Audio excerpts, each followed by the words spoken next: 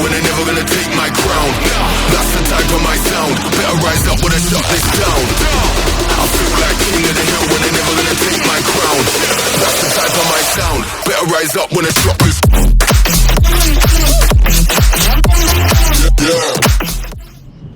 Hello ladies and gentlemen, boys and girls. Welcome back to the channel. You're watching the Revkid. Some motorcycles are just extremely special.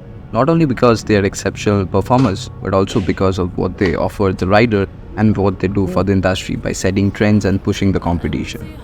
The KTM 390 Duke is one such motorcycle. When it launched in 2013, it introduced a level of performance that was just unfathomable for the times.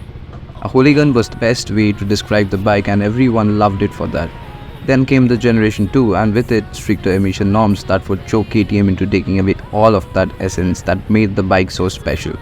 But with the Gen 3, 2024 KTM 390 Duke, the rawness is back.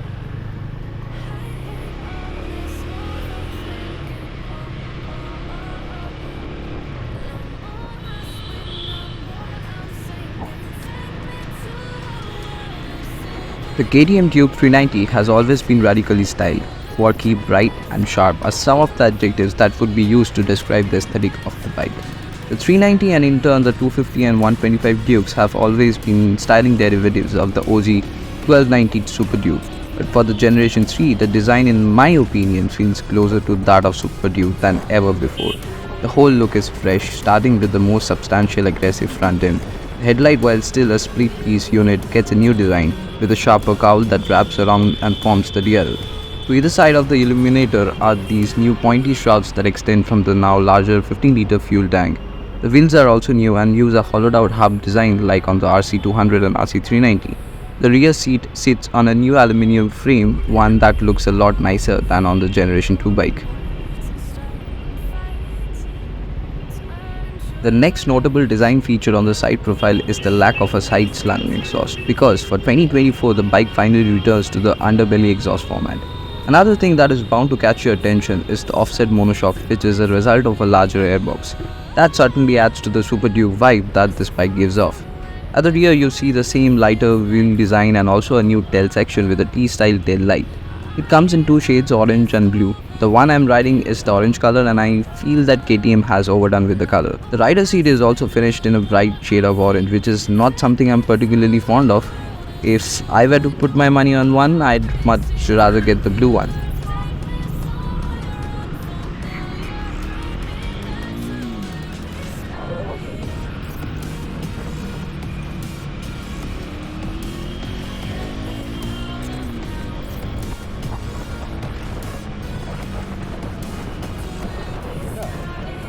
In terms of build quality, the 2024 390 Duke feels solid and a good step up over the outgoing model.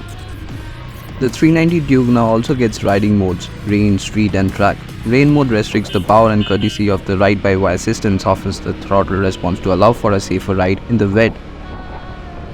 Street and track mode have the same power delivery characteristics, but track mode unlocks launch control and gets a bespoke display showing only data essential to a rider when on a track.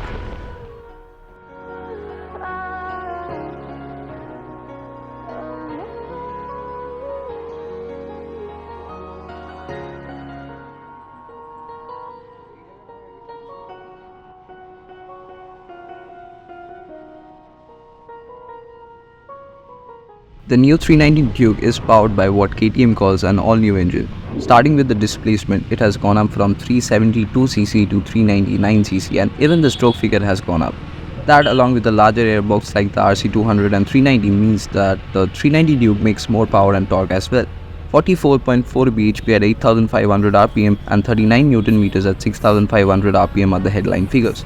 Apart from these changes, KTM has also tuned the engine such that it makes 80% of its power and torque a whole 1000 rpm earlier.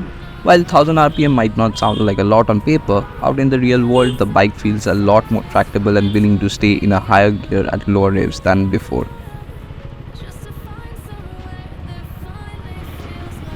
It's snappy, quick and very responsive and communicative.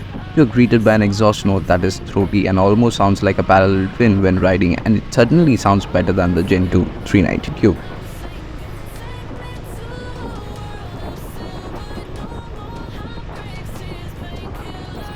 Speaking of ergonomics, the new Duke now has a shorter 800mm seat height which can be raised back to 820mm with a quick power pod placement under the seat. The new Duke is also packed to the brim with features.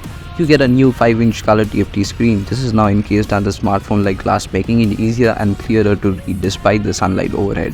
In terms of new features, you have cornering traction control, cornering ABS, launch control as a part of the track mode, ride modes, a speed limiter, and your usual smartphone connectivity, which enables navigation and media or call controls.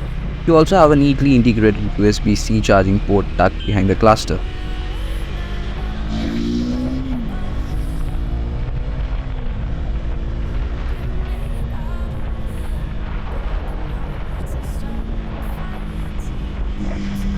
While not as wild with the 2024 390 Duke, KTM has managed to bring back a lot of the essence that made the BS3 Duke so special, while meeting the rather stringent emission norms. The bump in power is certainly apparent, and the fact that it makes more power and torque earlier on in the rev range makes it more usable for the daily as well. Refinement levels are great, and the bike does have some vibrations here and there, especially when you roll off the throttle. The Gen 3 390 Duke gets a comprehensive do-over in the chassis department as well. The main trellis frame has a new aluminium subframe, and this setup hangs off of new WP Apex forks, which for the first time are adjustable. The chassis setup is sharper than ever. With the lighter wheels and the taut frame, you can change directions on dime in an almost telepathic manner.